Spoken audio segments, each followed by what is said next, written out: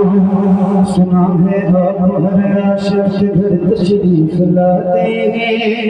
मेरे घर में भी हो जाए चरागा रसूल अल्लाह।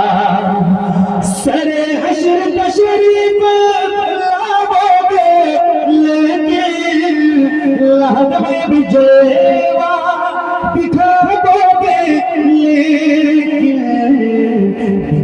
लेकिन से पहले मैं अपना जनाजा हुजूर आपको